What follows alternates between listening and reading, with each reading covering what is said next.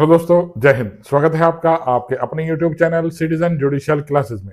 मैं एडवोकेट शाह फैजल आज आपसे किसी विटनेस को अपनी कोर्ट में अपने यहाँ थाने में बुलाता है तो उसके लिए क्या जारी करता है? सफीना जारी करता है। सफीना लिखित रूप में जारी किया जाता है। सफीना क्या होता है? एक तरह से नोटिस होता है जो पुलिस अधिकारी द्वारा जारी किया जाता है। कब जारी किया जाता है, इसका प्रावधान दे रखा है, ये सब मैं आज आपको बताऊंगा। दोस्तों, इंपॉर्टेंट वीडियो होगी जो आपके बहुत काम आएगी। चलिए शुरू करता हूँ। देखिए मेरी वीडियो शुरू करने से पहले हमेशा की तरह आपसे अपील, मेरी वीडियो को लाइक और सब्सक्राइब कीजिएगा। दोस्तों धन्यवाद। एक और इन्फॉर्मेशन मैं आपको देना चाहूंगा, मेरा ये channel citizen judicial classes play store पर अवेलेबल है। आप इसे वहां से डाउनलोड कर सकते हैं। यहाँ पर मैंने लॉ से रिलेटेड प्रत्येक सब्जेक्ट की लाइव क्लासेस की वीडियोस डाल रखी हैं और नोट्स डाल रखे हैं प्रत्येक सब्जेक्ट के। आप उसे डाउनलोड कर सकते हैं और उससे फायदा उठा सकते हैं। ध्यान समझिएगा, जब पुलिस अफसर को सूचना मिलती है कोई संज्ञेय अपराध किसी व्यक्ति ने घटित किया है और उसे घटना घटित करते हुए किसी विटनेस ने देखा है, जैसे मेरे घर के बाहर ए ने बी के पेट में चाकू मारा, XYZ ने हत्या होते देखी है, X FIR करने जाता है और कहता है मेरे साथ Y और Z भी घटना स्थल पर मौजूद थे, तो Y और Z विटनेस हो सकते हैं ना।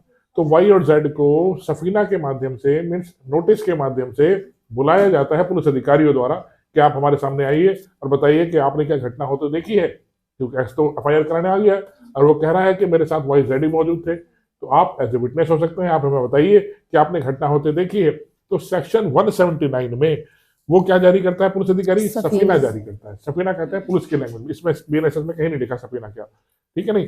तो नोटिस होता है एक तरह से जो पुलिस अधिकारियों द्वारा दिया जाता है विटनेस को, किसी पीड़ित को बुलाने के लिए। इसके बाद उसे बुलाया गया, विटनेस को बुलाने के बाद उसके कथनों को लेखबद्ध किया जाता है सेक्शन 180 में, ठीक है। जो उसने बयान दिए हैं पुलिस अधिकारी के सामने, तो उसके बयानों को लेखबद्ध किया जाएगा, ठीक है। उसके बयानों की वीडियो रिकॉर्डिंग भी की जा रही है। पहले नहीं था वीडियो रिकॉर्डिंग का, ये BNSS में जोड़ा गया। उसके बयान जो वो दर्ज करा रहा है उसकी वीडियो रिकॉर्डिंग भी की जा रही है। और अगर किसी महिला पीड़ित से कि रेप का मैटर है तो महिला पुलिस अधिकारी ही द्वारा उसके बयानों को दर्ज किया जाएगा। दौड़ गया, ये मैंने पूरी प्रक्रिया आपको कर बताई। आज हम सेक्शन 181 करेंगे जो हमें बताएगा पुलिस अधिकारी के समक्ष जो विटनेस बयान देता है उसके बयानों को लेखबद्ध कराया जाएगा और उसके आगे की क्या प्रक्रिया अपनाई जाएगी। पढ़िए देखिए सेक्शन 181, पुलिस को किए गए कथन और उसका उपयोग। सेक्शन 181, पुलिस को किया गया कथन और उसका उपयोग। सेकंड, इस धारा की किसी बात के बारे में यह नहीं समझा जाएगा कि वह भारतीय साक्ष्य अधिनियम 2023 की धारा 26 के खंड A के उपबंधों के भीतर आने वाले किसी कथन को लागू होती है या उस अधिनियम की धारा 23 की उपधारा 2 के परंतु के उपबंधों पर प्रभाव डालती है। ये इंडियन एविडेंस की बात कर रहा है। भारतीय साक्ष्य अधिनियम की धारा डिस्कवरी स्टेटमेंट और डाइंग डिक्लेरेशन की बात कर रहा है, उस पर यह धारा लागू नहीं होती। क्यों? डिस्कवरी स्टेटमेंट कोई बयान घटना वेपन बरामद होता है या डिस्कवरी की जाती है किसी पुलिस अधिकारी द्वारा, उस पर बात लागू नहीं होगी। कोई व्यक्ति मरते मरते कथन करके जाता है, उस पर नियम लागू नहीं होगा। चलिए स्पष्टीकरण।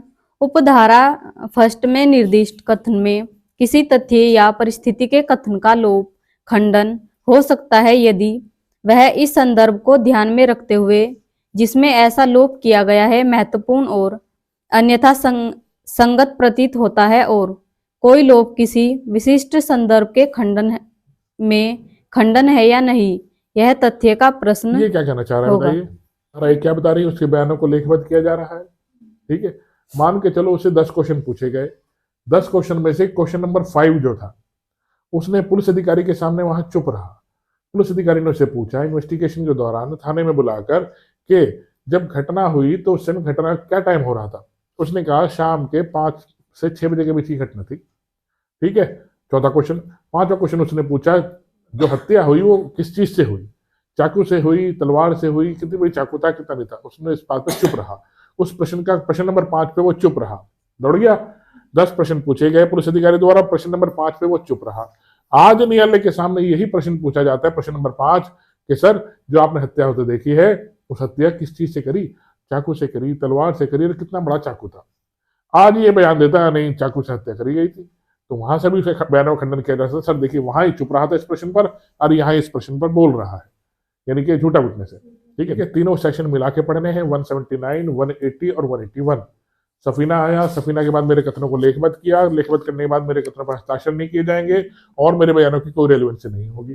कब होगी रेलेवेंसी? जब मुझे प्रोसिक्यूशन विटनेस बनाया गया होगा या वो प्रोसिक्यूशन विटनेस से हॉस्टाइल हो गया होगा, तब उसके बयानों की रेलेवेंसी होती है, न्यायालय के सामने खंडन किया जा सकता है। दौड़ गया। चलिए 182। कोई उत्प्रेरणा न दिया जाना।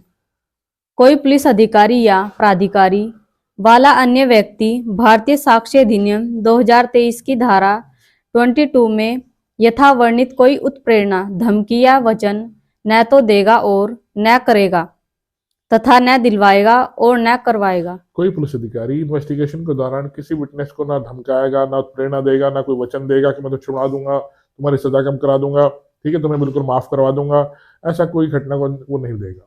ठीक है, ऐसा कोई बयान प्रलोभन किसी विटनेस को नहीं देगा। किंतु कोई पुलिस अधिकारी या अन्य व्यक्ति इस अध्याय के अधीन किसी अन्वेषण के दौरान किसी व्यक्ति को कोई कथन करने से जो वह अपनी स्वतंत्र इच्छा से करना चाहे, किसी चेतावनी द्वारा या अन्यथा निवारित न करेगा। कोई पुलिस अधिकारी के सामने कोई व्यक्ति बयान देता है अपनी इच्छा से, तो उसे मना भी नहीं करेगा वो। ठीक है, नहीं, अपनी इच्छा से मैं कोई बात बताने चाह रहा हूँ, चाहे मेरे फेवर की है, अगेंस्ट में है, कोई भी बात है, तो मुझे मना भी नहीं करेगा, कोई चेतावनी भी नहीं देगा इस तरह से कि आप ऐसी बात मत बोलिए। मैं अपनी इच्छा से कहना चाह रहा हूँ, कर सकता हूँ। अपनी इच्छा से मैं कन्फेशन करना चाह रहा हूँ, कर सकता हूँ। ठीक है, किसी व्यक्ति में लिखा है, देखिए क्या पता वो कन्फेशन कर रहा हूँ। मेरी वीडियो समझ में आई होगी दोस्तों, आई है, इसे लाइक और सब्सक्राइब कीजिएगा, और जो मेरा चैनल प्ले स्टोर पर है उसे डाउनलोड कर लीजिएगा और उससे फायदा उठाइएगा। जय हिंद दोस्तों, धन्यवाद।